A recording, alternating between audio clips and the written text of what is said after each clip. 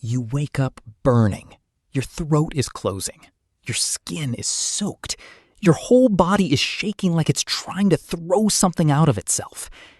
No thermometer, no pharmacy, no doctor's office 10 minutes away. Just you, your fever, and the fire slowly dying next to you. This is 50,000 years ago, and you are about to find out whether you live or die tonight. No antibiotics existed. No vaccines existed. No germ theory existed. Nobody even knew germs were a thing. How? That's what we're digging into today. Here's what you're up against if you're an ancient human getting sick. Average life expectancy at birth, somewhere around 30 years. But that number is brutal and misleading because it's dragged down by something specific: childhood. Roughly 1 in 3 children didn't make it to age 5. Sickness was the main reason.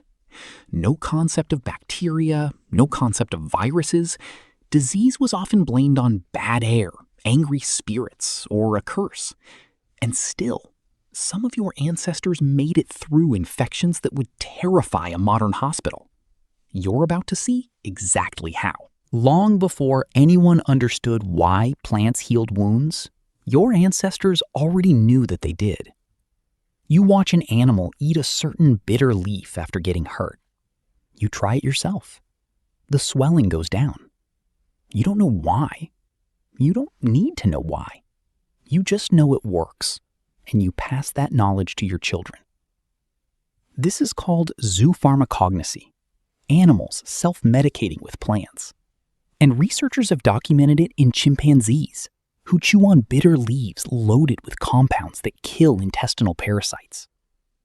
Your ancestors were watching the same behavior in the animals around. Archaeologists have found tartar on the teeth of Neanderthal remains in Spain, containing traces of chamomile and yarrow, plants with almost no nutritional value, but real medicinal properties. That means a sick Neanderthal, 50,000 years before medicine existed as a word, was choosing to eat something specifically because it made them feel better. You didn't need a lab.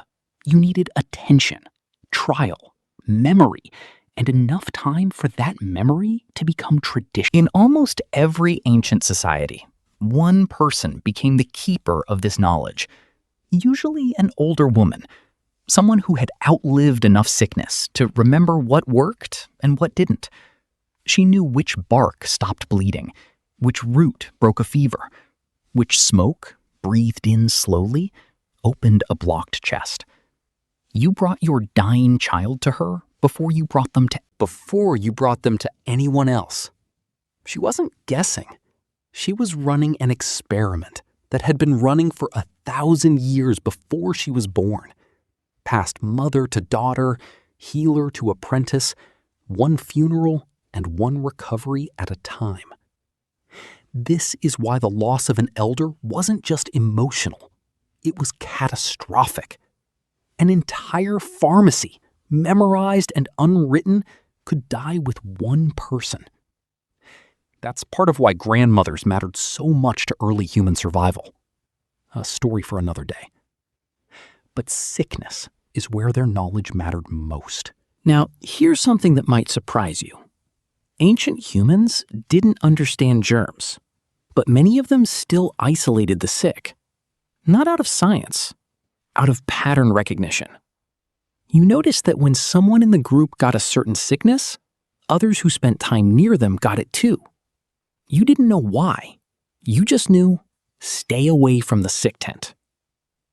Some of the earliest written medical texts, from ancient Mesopotamia, over 4,000 years ago, already describe separating people with certain skin conditions from the rest of the community. Leviticus, written roughly 3,000 years ago, lays out detailed quarantine procedures for skin disease, separation periods, inspections, the whole structure of it.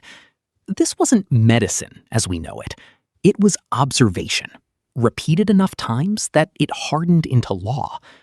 You didn't need a microscope to know that sickness moved from person to person. You just needed to survive enough outbreaks to notice the pattern. But let's be honest with each other for a second. Most of the time, none of this saved you. Picture an epidemic moving through a small band of 40 or 50 people. No walls to isolate behind, no surplus food to wait it out. Everyone eating from the same fire, sleeping in the same shelter, breathing the same air. When smallpox, or something like it, entered a population with no immunity at all, it could kill more than half the people it touched. Entire bands vanished this way. Not metaphorically, completely. No survivors to bury the dead. No survivors to remember they existed. This is the part documentaries don't like to sit with. For every healer who saved a life with the right leaf, there were nights where nothing worked, where the fever won, where the group woke up one person smaller, and then another, and then another. Ancient humans didn't beat sickness through some secret ancient wisdom that we've lost. They survived it through sheer repetition. Trying, losing, remembering, trying again, across thousands of generations, until enough of what worked got passed down to matter. So when you ask how ancient humans survived sickness, the honest answer isn't one clever trick. It's this: knowledge passed down through elders, instinct borrowed from animals, isolation learned through painful trial and error. And underneath all of it, a body already built by every outbreak that came before you. They didn't have medicine the way you understand it. They had memory, attention, and an immune system quietly rewritten by every plague it survived. You're not just here because your ancestors were lucky.